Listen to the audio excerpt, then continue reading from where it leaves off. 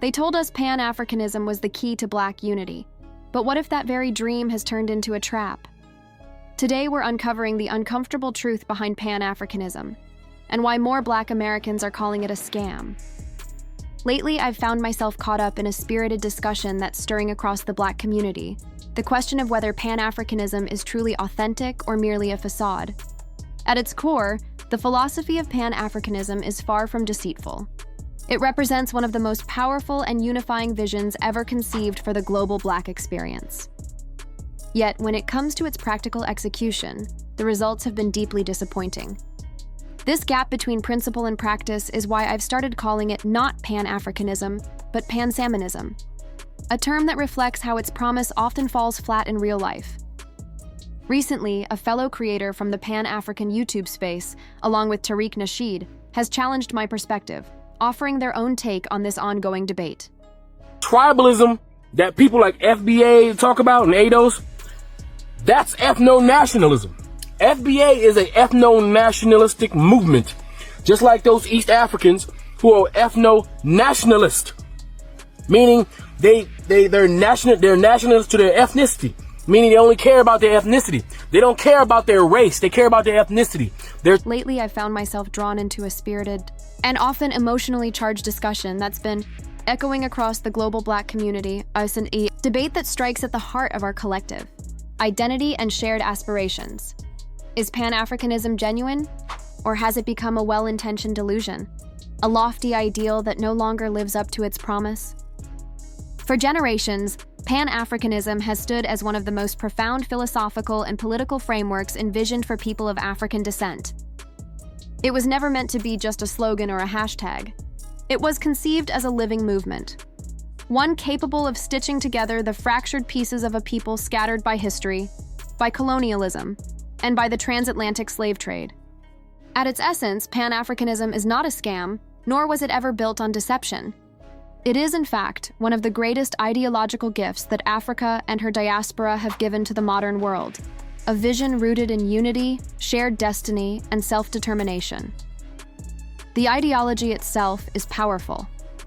It calls for global solidarity among all people of African heritage, no matter where they reside, be it the bustling streets of Lagos, the neighborhoods of Detroit, the townships of Johannesburg, or the cultural hubs of Kingston and Port-au-Prince. It challenges centuries of division and exploitation, asserting that the descendants of Africa share more than just melanin.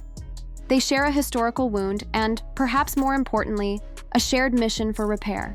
But ideals alone cannot feed a people or heal historical trauma. While Pan-Africanism in theory is visionary, in practice it often stumbles. The execution has too often fallen short, weighed down by disorganization, ego, political opportunism, and the harsh realities of nation-state politics. Over the decades, what should have been a global movement of empowerment and reciprocity has, at times, turned into a fragmented collection of disconnected efforts, more symbolic than transformative. This dissonance between ideology and implementation is what I refer to, somewhat tongue-in-cheek, as Pan-Salmonism.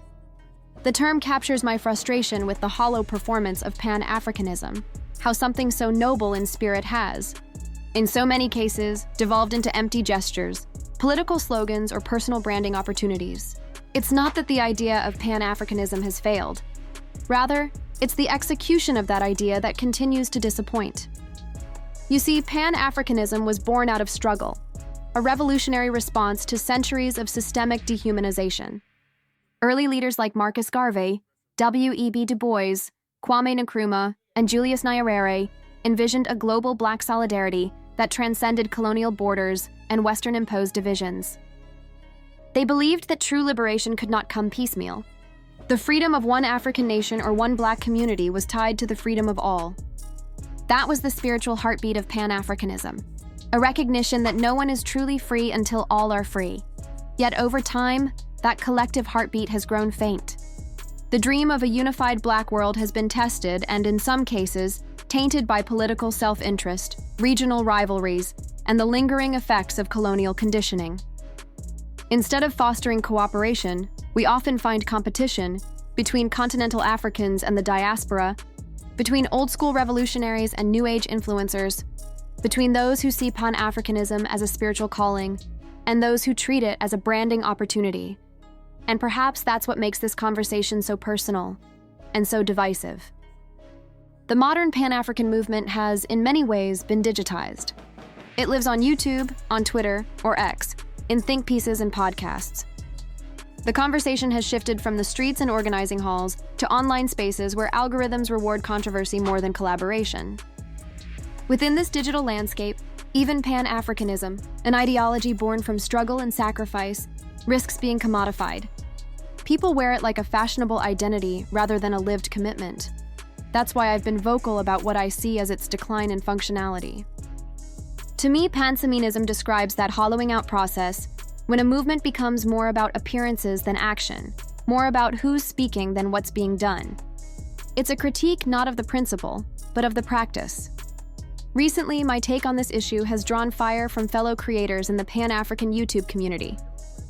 One of them, alongside the outspoken cultural commentator Tariq Nasheed, has taken issue with my position, arguing that my critique unfairly undermines a movement that still holds value. And while I respect their perspectives, I also think this debate is necessary. Conversations like these aren't meant to tear down Pan-Africanism. They're meant to refine it. They force us to ask hard questions. What does Pan-Africanism look like in the 21st century? Does it still function as a global movement, or has it become more of a symbolic gesture, a nostalgic echo of the 1960s? How can it serve both the African continent and its diaspora fairly, without exploitation or emotional manipulation? For instance, many in the diaspora, especially African Americans, have grown skeptical of how Pan-Africanism manifests in practice. They've poured emotional, financial, and creative energy into reconnecting with the continent, only to feel alienated, disrespected, or economically excluded by the very people they sought to unite with. On the other hand, many Africans view diaspora engagement as performative or self-serving, often wondering why solidarity only flows one way. These misunderstandings reveal just how fragile and unbalanced the movement has become. This is why critique is not betrayal. When I call out Pan-Africanism, I'm not dismissing Pan-Africanism, I'm demanding its evolution. I want the ideology to be as dynamic, reciprocal, and practical as the world we live in today. It should not just inspire speeches. It should inspire systems that allow Africans and their descendants to trade fairly, collaborate economically, and share resources equitably. It should build institutions that outlive hashtags. In the end, my stance comes from love, not disdain. I want Pan-Africanism to thrive, but it cannot do so if we're afraid to name its flaws. The greatest danger to any movement isn't criticism, it's complacency. Too often we protect the idea of Pan-Africanism like a fragile relic instead of strengthening it through honest self-examination.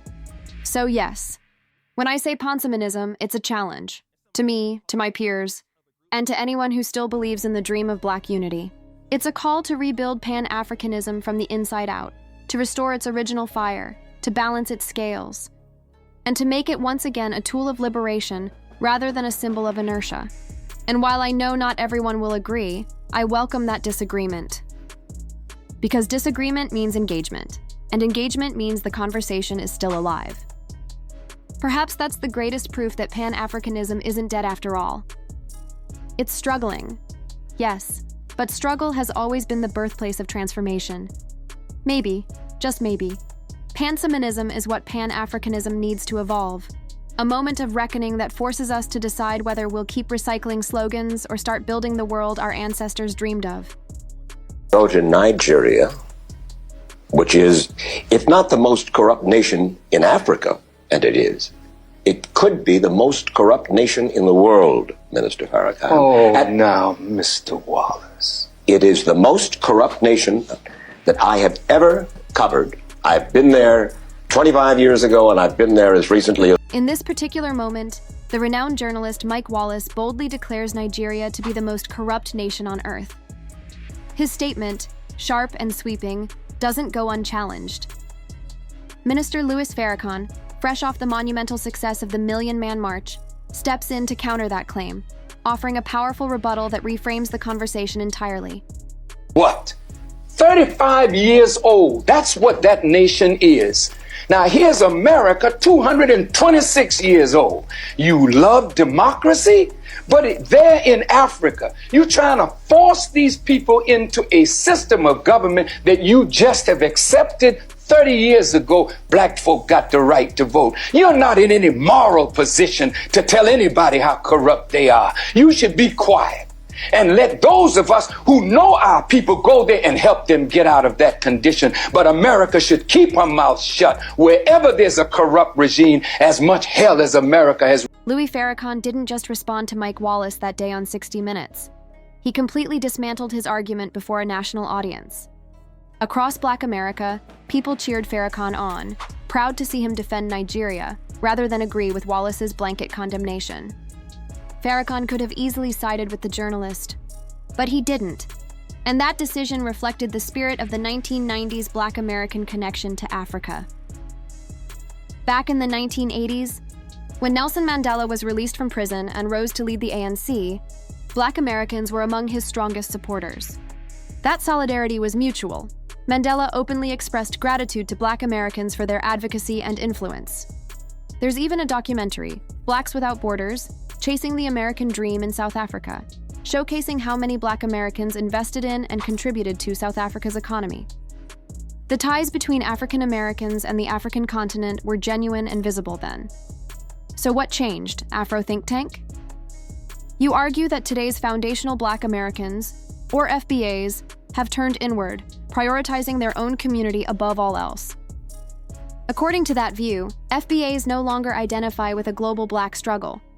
Their focus lies solely on the well-being of Black Americans within the United States. And to an extent, that observation holds some truth. Many within the FBA movement do indeed prioritize their specific lineage and community, but history tells a more complex story. There was a time when that wasn't the case, when unity with Africa was not only valued, but celebrated. Even figures like Tariq Nasheed, often seen as champions of FBA-centered thought, once expressed broader Pan-African sentiments. So, while the present may look different, the past reminds us that the bond between African Americans and the global Black community has deep and enduring roots. All over Africa. Show me single parenthood in Africa today. You don't have a bunch of single mothers running around having babies just to be having them, or teen mothers in Africa, unless it's like a war-torn country. You don't have that. You don't have a bunch of incest going on over there in Africa. Go back into ancient Africa, especially West Africa. You didn't have dudes raping each other. You didn't have that. A lot of the stuff that we pick up, we got directly from being victimized by the white supremacists. That's a fact. Even our eating habits. Look at if you go back in history, Africans were the healthiest people. At one point, Tariq Nasheed openly praised Africa, highlighting the strengths he observed on the continent, aspects of community and culture that he felt were missing in America. In many ways, his reflections were hard to disagree with. I, too, recognize that Africa gets a lot right, especially when it comes to family values and social cohesion. There's a deep sense of unity and tradition that deserves acknowledgement. But that raises an important question. How did Tariq Nasheed shift from celebrating Africa's virtues to taking a stance that now seems distant, even critical, of the very same place he once admired? What caused that transformation in perspective? I acknowledge my African racial inherent DNA and the connection I have with other African descended people globally. We have a connection as far as intrinsic race and biology. So I acknowledge that. No problem with that. When I travel to Africa or any other place where there are Black people, I see a commonality with that. But we're also a people who have a very unique ethnic background, and that's us being foundational Black Americans. That goes just... Tariq Nasheed continues to acknowledge his African ancestry, recognizing the biological and historical connection he shares with people of African descent around the world. He openly admits that when he travels to Africa, or any place where Black people live, he feels a natural bond rooted in shared heritage and racial identity. However, he also draws an important distinction. While he identifies with the broader African lineage, he emphasizes that foundational Black Americans, FBAs, represent a distinct ethnic group with their own culture, history, and identity that extend beyond skin color. This idea of delineation, the intentional separation between FBAs and the global Black community, has been central to Nasheed's philosophy over the past decade. Many have accused him of exploiting that division for personal gain. At one point, I might have agreed with that critique, but upon closer examination, the argument doesn't hold up. If Nasheed were truly chasing profit, aligning himself with Pan-Africanism would have been the easier and more lucrative route. That ideology commands a global audience, stretching across the diaspora, from Nigeria to South Africa to the US. He could have marketed his message worldwide and expanded his brand. Instead, by focusing on FBA identity, he actually narrowed his reach and reduced his commercial appeal. So, why take that risk? According to Nasheed, and others who share his perspective, Pan-Africanism is fundamentally unbalanced. Even as someone involved in the Pan-African community myself, I can admit there's truth in that claim. Too often, Pan-Africanism benefits the African continent far more than it uplifts Black Americans in tangible ways. The money, attention, and emotional investment largely flow one way, from the diaspora back to Africa, with little reciprocity. This imbalance creates psychological tension for many African Americans. They're often told to return home to Africa to rediscover who they truly are, a message that implies their current identity is somehow incomplete or inauthentic. That narrative places a heavy emotional and financial burden on them, suggesting that true belonging lies elsewhere. Meanwhile, Africans living on the continent aren't asked to undergo such self-discovery. They already know who they are. This dynamic often leaves Black Americans feeling like perpetual outsiders, expected to reconnect with a motherland that doesn't always welcome them as its own. The journey to reclaim identity becomes expensive, exhausting, and emotionally taxing. It's as if they must seek out a long-lost parent who, historically speaking, may have played a role in their displacement in the first place. Nasheed's criticism also extends to African governments and their treatment of Black Americans. He's expressed frustration over issues such as the lack of dual citizenship opportunities and what he perceives as unfair barriers that prevent deeper diasporic connection.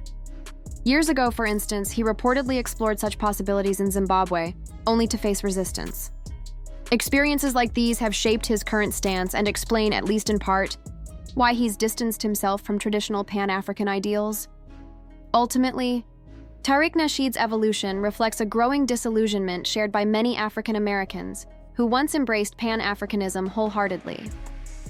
The dream of solidarity remains powerful, but for it to thrive, it must move beyond symbolic unity and begin addressing the real inequalities that have long defined the relationship between Africa and its diaspora. Tariq Nasheed argues that the vision of shared rights and mutual support between Africa and its diaspora has never truly materialized in a way that benefits those outside the continent. And to be fair, there's truth in that. In practice, Pan-Africanism has often been unequal, with the scales tipping heavily toward the African continent while leaving the diaspora feeling sidelined. If the movement remains unfair, Nasheed contends, then the only real path to balance is delineation, the clear distinction between African Americans and other global Black communities. What frustrates many, including me, is that this core issue is rarely addressed.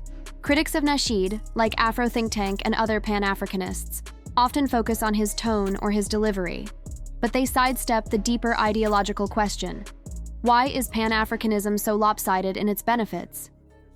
To be clear, I don't endorse all of Nasheed's tactics or the divisive language he sometimes uses, but when it comes to the heart of his argument, much of it stands on solid ground. A growing number of Black Americans are rejecting what's known as flat Blackness, the idea that all Black people around the world share one uniform identity, struggle, and experience. As one young thinker from Secure the Tribe put it, Black Americans want to prioritize themselves, to create spaces that celebrate their own lineage, history, and culture without needing outside validation. And honestly, that's understandable. After centuries of sacrifice, it's natural for Black Americans to want to protect and honor their specific heritage. The problem with flat Blackness is that it erases difference. It assumes that all Black people think, live, and experience oppression in identical ways. This oversimplification hides structural inequalities within the Black world. It allows institutions to claim inclusivity while ignoring real diversity, and it often silences the unique struggles of African Americans. Meanwhile, continental Africans and Caribbeans rarely accept such flattening. They proudly claim their national identities, wave their flags, and celebrate their own cultures online. Yet somehow, African Americans are expected to give up theirs for the sake of unity. Nasheed's shift toward an FBA-centered framework also stems from concerns about reparations.